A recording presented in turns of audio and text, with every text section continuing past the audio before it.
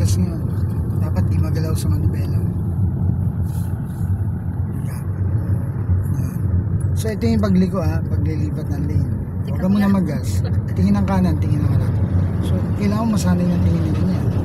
Okay, then gas. Pag alis ng pula, tingin ng kanan, tingin ng harap. Lipat, ganyan lang kalitan liko.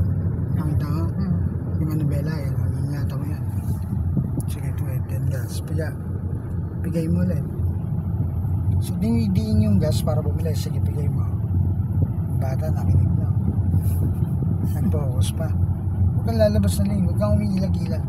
So pag yan, nahiliko mo ng ganyan, huwag mo nang galawin yan. Sige, gas. Pigay mo yung gas. Huwag ka rin babagal. Kasi pag bumagal ka, nag-iba-iba yung timplada ng accelerator mo. Ano yan?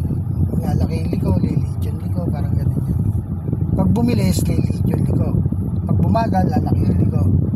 Pag nasa kurbada ka. So dapat constant yung, kung 40 mo kinuha, sa ganitong liko, 40 lang dapat yun. So sa expressway dapat pala, konting ano lang talaga. Tuldok lang. O yan o, tingin mo. Tingin Kasi ng pag kaliwa. mabilis. Boy, sa kanan ka boy. Yan ha. Lilipat kang lane. Tingin ng kaliwa, hindi pwedeng lipatan niya. Huwag ka muna mag-gas. Pag alis niya, may ganitong senaryo. Gas, piga, gas. Pag preno ginamit mo dyan, bangga ka na pala. Gas. Bakit magka-preno ka? Bigay mo yung gas. Ganun yun. Kumbaga, isip mo dito lahat, mabilis. Tsaka dapat marunong ka pumiga ng gas. Bigay mo yan. Tingin sa dulo. Piga. Wala nang titingnan sa likuran, kaya ka nahirapan. Sige, yun yan.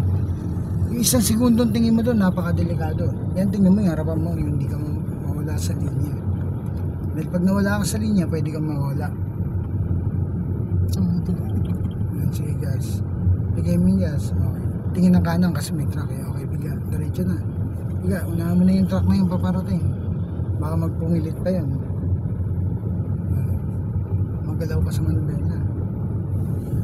Mamaya mawawala. Yan yung kailangan mawala. Forma ng brake. Okay, kaya mo ko sa mata. Huwag may preno. Naku ate, hindi piniprenohan yung kurbada. Kurbadang tanaw, hindi piniprenohan yan. Pero yung sharp, pag nawala yung kurbada, yung dulo, simula mo naman mareno. Pero kung abot tanaw naman, ang 5 kotse, wala problema yan. Pero yung biglang dyan sa harapan mo, biglang nawala. Tingin ng kanan, walang kalaban. O, binikna ka na walang kalaban. Ganun yan. Kung pahirapan yung sarili mo ate.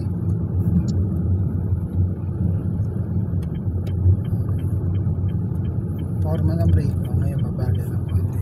Tampi. Okay. Sige, tingin ng kaliwa. Tingin ng harap. Sige, tingin ng kaliwa. Tingin ng harap. Walang gas yan.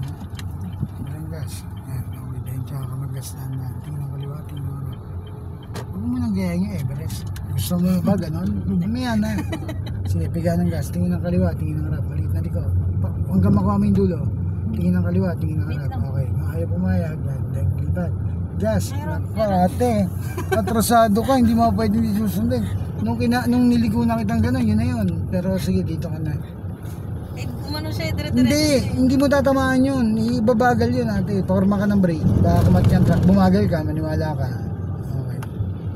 Then bitaw ng brake, huwag kang magagas. Sa brake ka naman. Okay, bitaw ng brake. Layo mo yung truck. Yan, tingin ng kanan nung kumabig ka. Ganun yan. Okay, stay on your lane. Layo mo tingin mo. Inihigop ka ng truck eh. Ayun o. Doon ka dapat nakatingin eh. Sa sinusundan mo. Sige, piga. Pigay mo na. Hindi nakikiramdam ka pa sa kanya. Talaga mapapangga ka na.